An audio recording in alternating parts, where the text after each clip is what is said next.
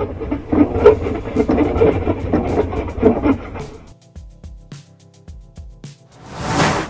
what we have here is some Maytag commercial technology. That's a lie. Anyway, what's going on is this tub hub is out. I'm going to show you how to diagnose this. I use this little flapper that I have off another machine. If you don't have one of these, you can always come around the back side and undo this screw and this screw and this screw. Slide the case forward and up, and you can put it in diagnostic mode and watch what's going on. Or it has a distinctive sound when the tub hub is stripped out, and I'll show you what it is. Now, first we need to put it in diagnostic mode, and you can do that by turning this knob anywhere left and stop it on anything, but I always stop on 12. Then 3 clicks to the right, 1 click to the left, 1 click to the right. All your lights should come on. Then you want the spin and the done light to come on, and you want to push this start button one time, all the lights go off. If you push it one more time, the lid will lock. The lid locks because I have this spare flapper in here. Now we wanted to go to the spin setting, and the spin setting is the wash and the done light will be on. Wash and done. Hit start.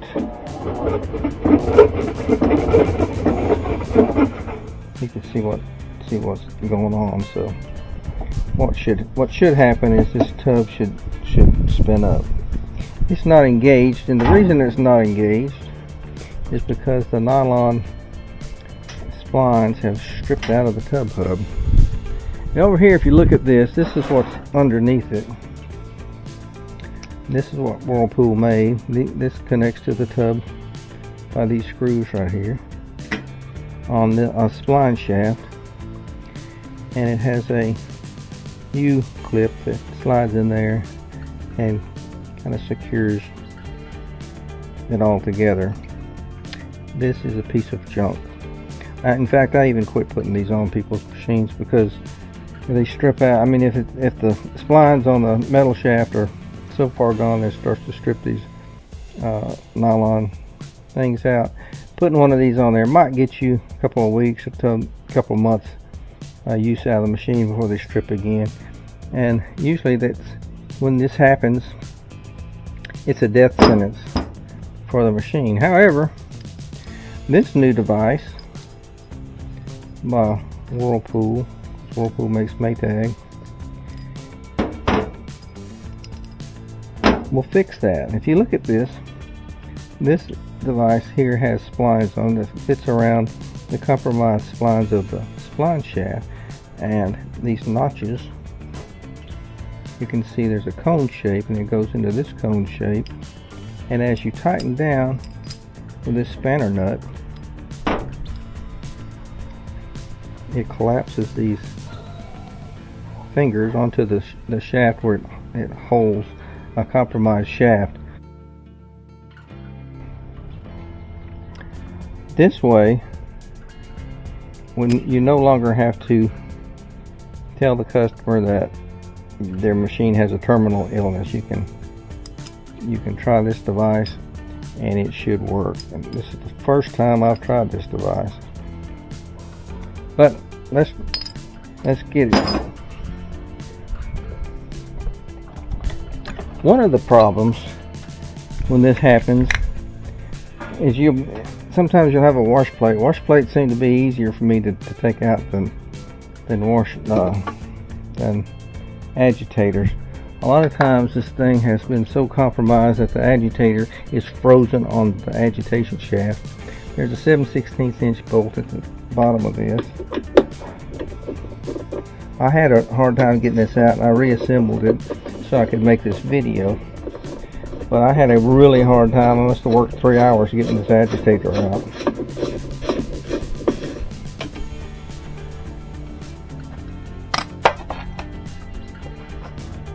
But now that I have it out, I greased it, and it comes right on off.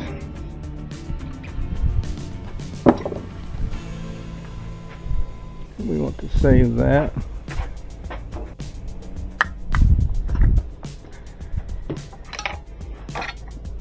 Now at the bottom down here you have these things here. You can put a towel or something around it to cover up these drain holes, because if you drop these screws down in there you have another problem.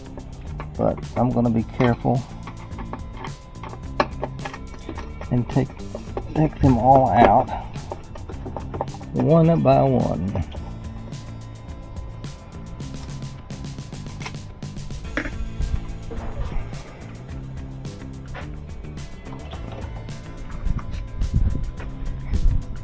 I have to pull that yoke out.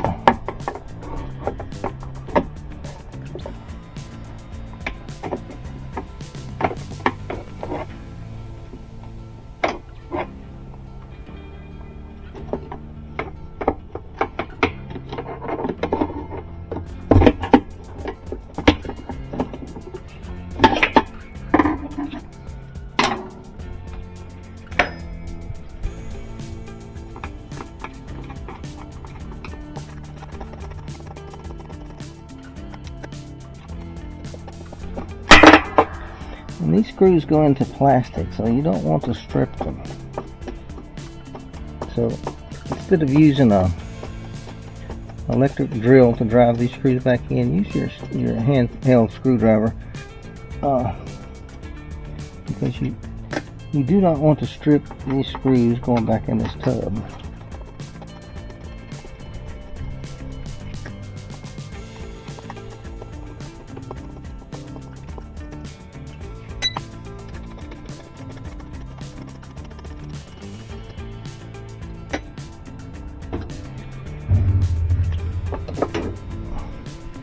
And you can see there are no threads left in, or no splines left in this. And this is junk. This is what you'll want to fix it with. First thing I want to do is kind of clean up the threads on this thing.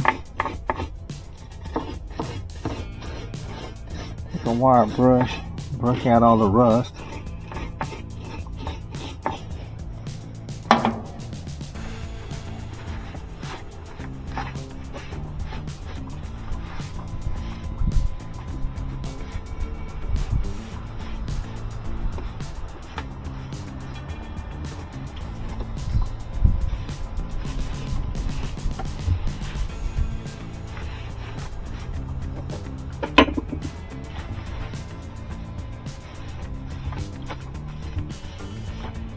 Time to clean all this out.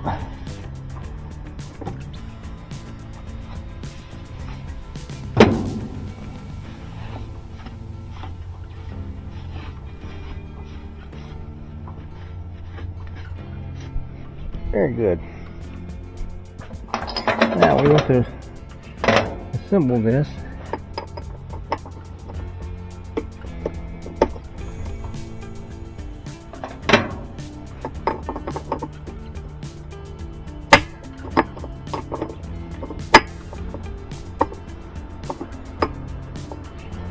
One, two, three. We want more than that.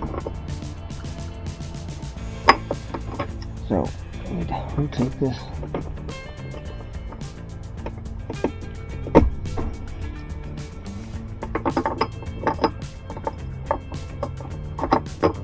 We'll take it one more.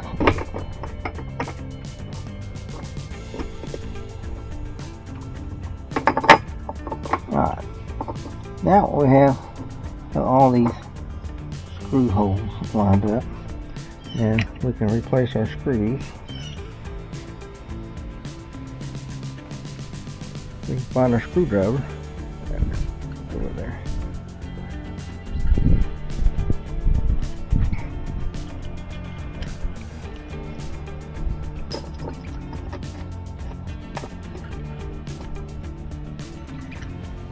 And these hubs come with new screws.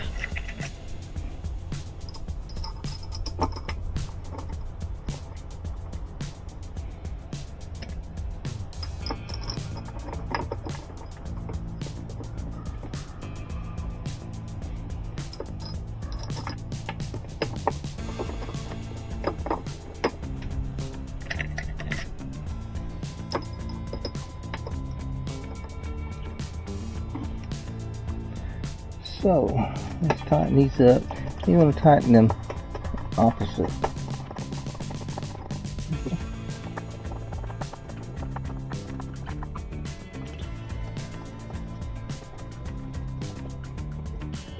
I think Whirlpool should just start putting these things. What they should do is make that a stainless steel shaft to begin with, and use these types of hubs on all their machines. Because once that tub hub, that nylon tub hub strips before, it was just not even worth fixing the machine.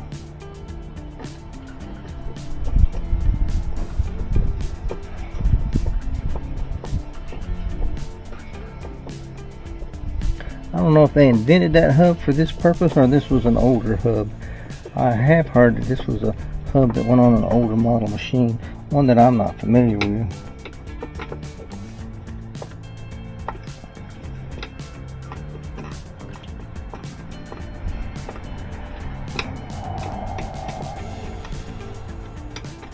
I think they invented this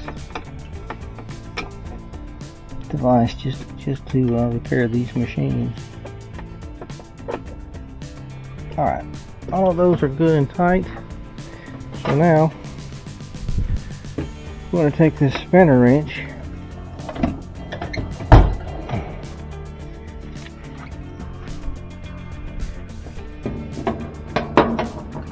take this spinner nut, make sure this bevel is down, and tighten it on that. And now as we tighten the spinner nut, it's going to pull that cone-shaped device with the splines on it into the compromised splines of the shaft.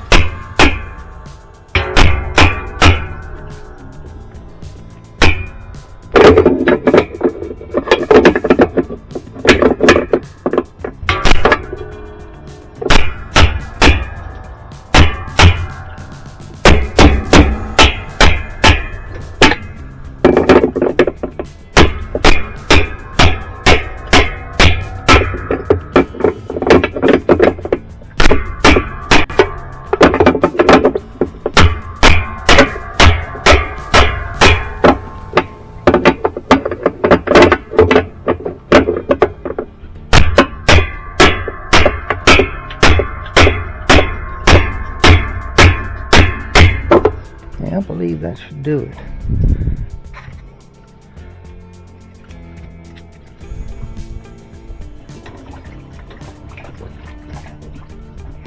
Now, let's test it.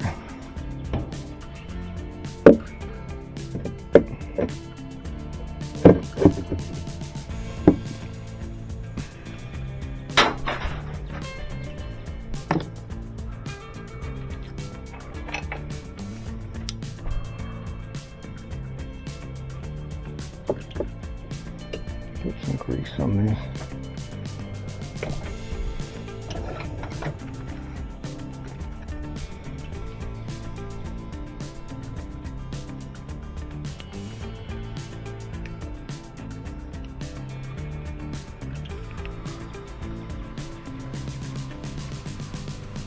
I had a very tough time getting this out of there. I had to use an impact wrench, and I didn't think I was going to get the agitator out in one piece.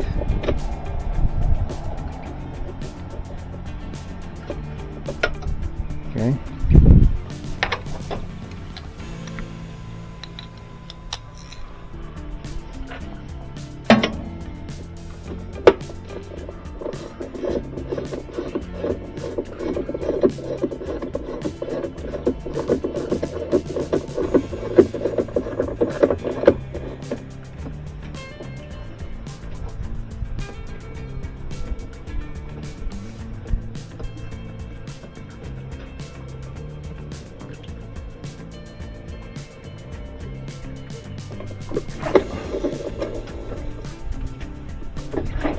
Very good. All right. Let's put it back in test mode.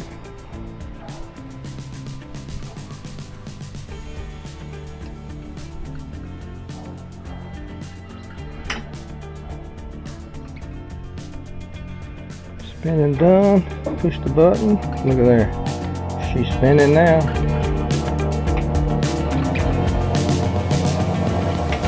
Thanks for watching. Dirty hands and all. Chip out.